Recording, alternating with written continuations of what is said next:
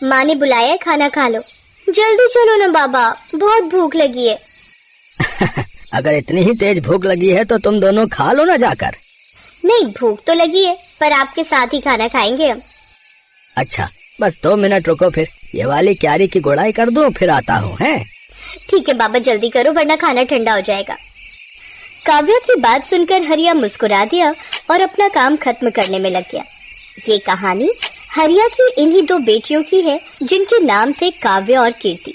दोनों बहनें अपने बाबा हरिया और माँ गीता के साथ गांव में रहती थी, जहाँ उनके घर के ठीक सामने उनका बड़ा सा खेत था और खेत के बगल में एक बड़ा सा तालाब भी था।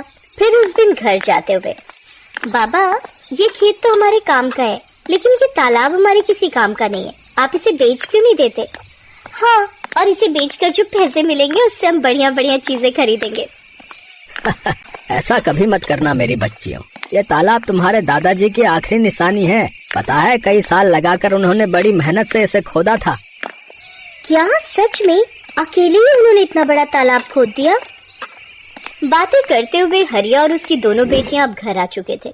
हरिया की पत्नी गीता ने उन सब के लिए खाना लगा दिया और सभी एक साथ खाना खाने बैठ गए। फिर खाना खाते हुए, बाबा आगे बताओ ना फिर क्या हुआ? अच्छा, तो तुम दोनों पूरी कहानी सुनना चाहती हो? हाँ बाबा, बताओ ना। तो फिर सुनो।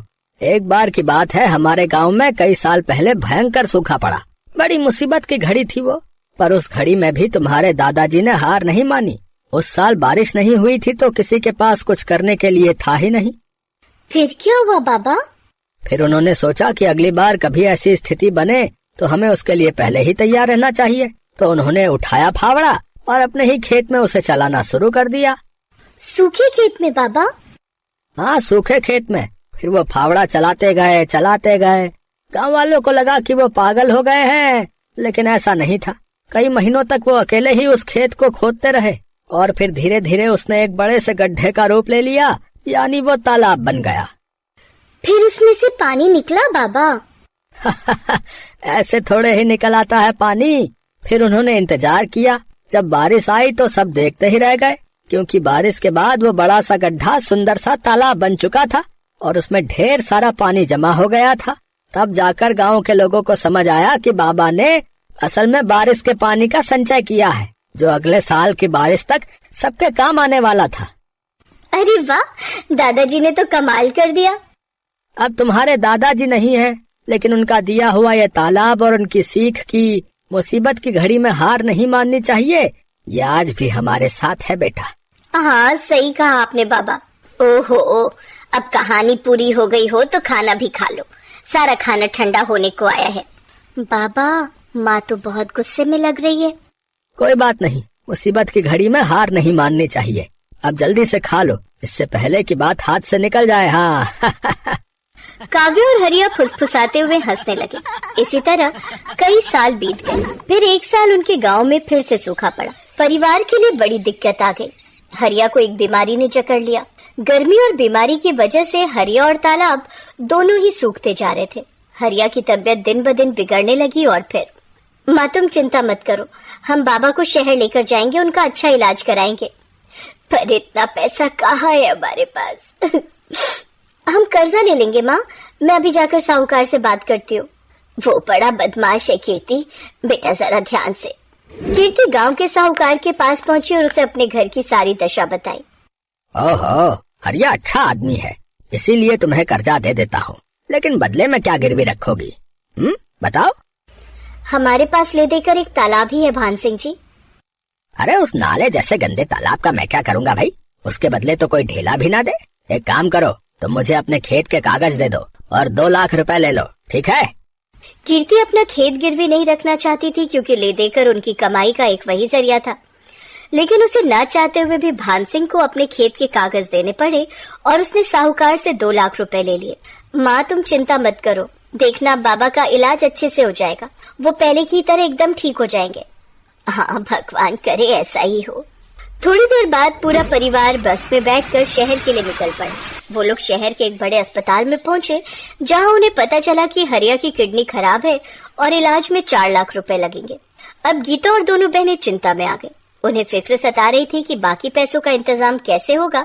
तभी कीर्ति तू एक काम कर, तू काव्या को लेकर गांव जा। वहाँ छोटे वाले कमरे में एक पुराना संदूक है, उसमें मेरे चांदी के कुछ गहने हैं, जल्दी से वो सब लेकर आ जा।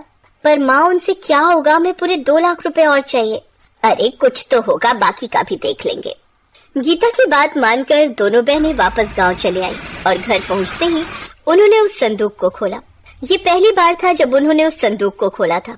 उस संदूक को खोलते ही सबसे पहले ढेर सारी धूल निकली। फिर एक लाल रंग के कपड़े की पोटली थी जिसमें गीता के कुछ गहने रखे थे। हे भगवान, मेरी माँ की शादी की निशानी भी अब हमें बेचनी पड़ रही है, हमारी मदद करो भगवान। कीर्ति की आंखों में आंसू थे। तभी काव्या की नजर संदूक की तली पर पड़ी जो कुछ उठी हुई सी थी। उसने वहां से लकड़ी का वो हिस्सा हटाया तो वहां उसे एक छोटी सी डिबिया नजर आई। दीदी ये क्या है और इसे इतना छुपा कर क्यों रखा है? पता नहीं, रुक मैं इसे खोल कर देखती हूँ।